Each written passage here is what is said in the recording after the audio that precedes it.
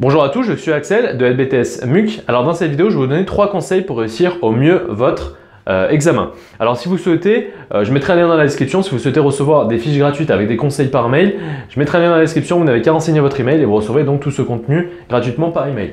Alors le premier conseil, ça va être de choisir sa source de révision. Alors qu'est-ce que j'entends par source de révision? Ça va être de vous focaliser uniquement, imaginons que vous soyez en formation initiale ou en formation du moins dans un établissement, et que le cours du professeur, vous trouvez qu'il est complet et pertinent, vous allez uniquement travailler sur ce cours-là. Et ensuite, si imaginons que vous passez en initial, vous allez uniquement vous focaliser par exemple sur un cours qu'on vous envoie à distance ou alors un cours sur le bouquin. Mais ne commencez pas à réviser sur plein de supports différents. Par exemple, si vous êtes donc en cours, que vous avez un cours du professeur qui est complet à 90%, ne commencez pas à prendre le cours du professeur plus le bouquin sur chaque chapitre, parce que du coup vous allez être submergé par le nombre d'informations, vous allez avoir 2 sources différentes et ça va un petit peu vous embrouiller, et en plus du coup ça va vous paraître beaucoup plus volumineux parce que vous avez 2 sources d'informations, du coup 2 choses à travailler à chaque fois, donc vous allez un petit peu vous submerger. Moi ce que je vous conseille, ça va être de réviser par exemple uniquement sur le cours du professeur s'il est complet, et lorsque par exemple il y a des points du cours que vous n'avez pas forcément compris de la manière explicitée par le professeur, là vous allez aller chercher dans le livre la partie qui concerne ce chapitre pour avoir une deuxième façon, une deuxième chance, grosso modo, de comprendre ce cours-là. Comme ça, ça vous sert un petit peu d'appui sur les parties que vous n'avez peut-être pas compris de la façon du professeur. Vous allez chercher dans le livre pour voir si là, vous comprenez un petit peu mieux avec la façon expliquée dans le livre. Et en plus de ça, le livre, ça va vous permettre aussi d'approfondir sur des sujets où peut-être le cours ne sera pas tout à fait complet, d'approfondir les connaissances. Et en plus de ça, vous allez avoir peut-être des exercices qui vont être différents. Donc comme ça, vous allez pouvoir un petit peu plus vous exercer.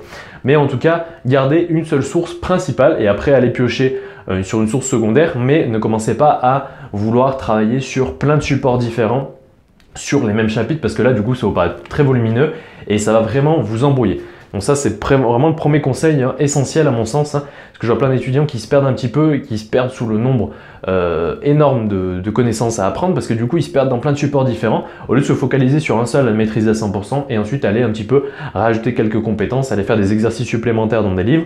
Donc le deuxième conseil, ça va être de vous focaliser sur les épreuves techniques, parce que pour moi, il faut vraiment différencier donc, les épreuves générales, c'est-à-dire l'anglais, français, économie, droit, management, des épreuves techniques, MGUC, GUC, DUC et GRC. Alors pourquoi? Parce que à mon sens, les épreuves techniques vont demander déjà beaucoup plus de travail. C'est un mécanisme beaucoup plus élaboré entre guillemets à travailler, c'est-à-dire qu'il va falloir vraiment vous exercer. Alors que les épreuves générales, honnêtement, ça va être vraiment l'application généralement de 2 choses. Ce que je dis toujours, ça va être du par cœur et une bonne méthodologie. Grosso modo, voilà. Bon, par cœur, ça peut paraître un petit peu bête et méchant. Disons que par cœur, ce que je veux vous faire comprendre, c'est vraiment maîtriser simplement un cours. Le maîtriser et bien l'apprendre pour bien consolider vos connaissances et ensuite appliquer une bonne méthodologie. Par exemple, dans le management, vous allez bien apprendre votre cours et dans la méthodologie, vous allez donc tout d'abord sur une question aller étaler votre cours qui se rapporte à la question. Ensuite, vous allez l'appliquer au cas et ensuite vous allez faire une déduction. Mais tout ça, donc, ça sera dans les fiches de révision. Si vous souhaitez les télécharger de manière complète, vous aurez de toute façon des exemples gratuitement par email. Et en plus de ça, je vous donnerai quelques conseils pour chaque épreuve. Mais voilà, pour moi, management, économie, droit, tout ça, ça va vraiment être simplement, entre guillemets, si vous avez des bons supports de révision, un cours à apprendre, un cours à maîtriser et apprendre, c'est pas ça qui va vous prendre énormément de temps. Par contre, pour les épreuves techniques, là, il va falloir maîtriser déjà une partie cours, qui va être totalement nouvelle, ça va être moins quelque chose de généraliste, ça va être quelque chose de technique, donc il va falloir vraiment s'investir à 100% dedans.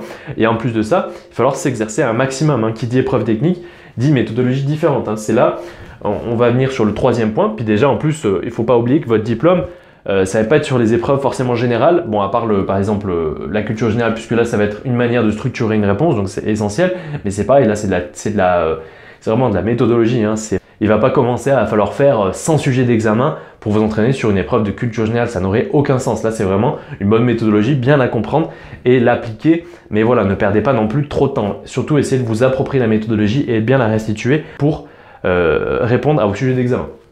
Donc ensuite, on va aller sur... Et en plus de ça, il ne faut pas oublier donc vos épreuves de MUC, GUC, DUC, GRC sont des épreuves techniques et qui vont être valorisées par votre diplôme. Les personnes qui vont vouloir donc vous recruter, par exemple si vous êtes en alternance ou si après vous souhaitez travailler après votre BTS, ils vont vraiment se focaliser sur ce que vous avez pu apprendre dans ces épreuves techniques. Ils ne vont pas vous demander vos compétences en économie, vos compétences en droit, etc. Ça, c'est des compétences un petit peu qui sont parallèles, hein, qui vont vous appuyer dans votre métier futur, mais ce n'est pas des compétences essentielles. Vos compétences cœur de métier, ça va être vraiment vos compétences liées aux épreuves techniques, d'où l'importance de les travailler énormément.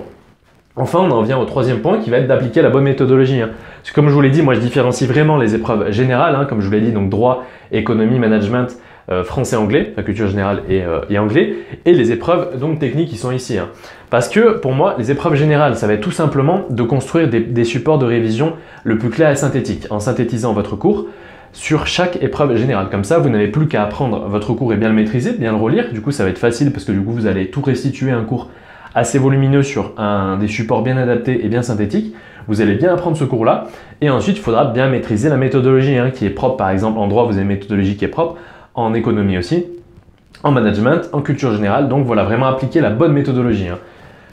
Donc, mais généralement c'est une méthodologie assez claire. Hein. Moi de toute façon je détaille tout dans les fiches de révision et comme je vous l'ai dit tout à l'heure, l'exemple que j'ai pris pour le management, une fois que vous maîtrisez, vous êtes bien approprié donc cette méthodologie, et que vous avez votre par cœur, vous avez toutes les chances pour réussir à l'examen. Ça ne vous a pas demandé non plus un travail énorme d'apprendre des fiches de révision ou du moins de faire vos fiches de révision puis les apprendre et d'appliquer la bonne méthodologie. Alors que pour des épreuves techniques, là, vous avez à la fois donc une partie cours et à la fois donc il faut vraiment vous exercer. Hein. C'est comme par exemple des maths.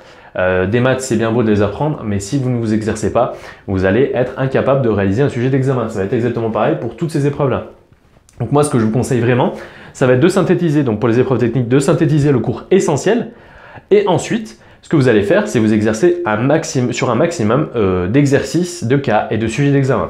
Alors moi, je conseille toujours de faire du crescendo là-dessus. C'est-à-dire que par exemple, une fois que vous avez bien maîtrisé le cours, par exemple sur le MUC, vous prenez une petite partie, par exemple, imaginons sur la prévision des ventes.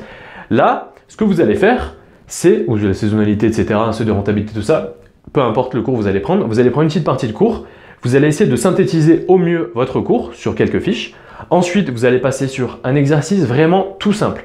Un petit exercice très simple à appliquer sur les petites variantes. Par exemple, imaginons que vous ayez 3 petites formules donc, dans ce cours-là. Vous allez prendre 3 petits exercices que vous trouvez les plus clairs. Vous allez les mettre à la suite de votre cours qui vont illustrer donc, ce cours-là, mais vraiment 3 exercices juste pour vous rappeler l'utilisation de la formule de manière très simple. Ensuite, ce que vous allez faire, donc ça va être sur vos fiches de révision, ce que vous allez faire ensuite, ça va être de passer à des cas pratiques, donc des exercices déjà un petit peu plus gros, ensuite à des cas pratiques, et enfin, une fois que vous avez bien maîtrisé tout ça, la partie cours, les petits exercices du cours, les exercices un petit peu plus volumineux, des cas complets, là vous allez pouvoir travailler sur des sujets d'examen. Bien sûr, alors les sujets d'examen, imaginons que vous n'ayez maîtrisé qu'une seule partie du MUC, moi je conseille quand même d'aller attaquer directement des sujets d'examen, mais ce que vous pouvez faire, c'est qu'imaginons que vous avez vu qu'une petite partie de cours sur le MUC, donc vous allez vous dire, oui mais bon, je ne vais pas faire un sujet d'examen alors que j'aurais vu qu'une partie, du coup tout le reste je ne vais pas savoir faire. Ben, vous allez simplement cibler le dossier sur lequel se situe le cours que vous avez déjà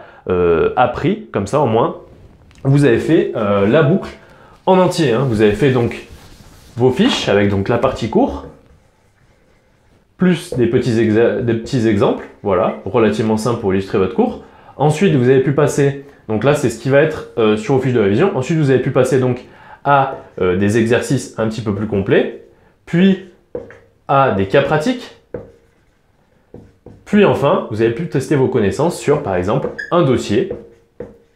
Vous pouvez faire tout simplement tous les dossiers, par exemple vous avez fait le cours sur la prévision des ventes avec saisonnalité, ceux de rentabilité, etc. Vous allez regarder sur les 5 dernières années les sujets qui sont tombés et vous allez prendre uniquement les dossiers qui concernent ce cours-là. Hein.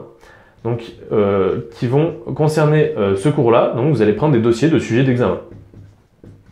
Bien évidemment, comme ça, vous aurez ciblé là un seul cours et vous l'aurez travaillé à 100%. Comme ça, ensuite, vous pouvez passer au cours suivant, faire exactement la même chose.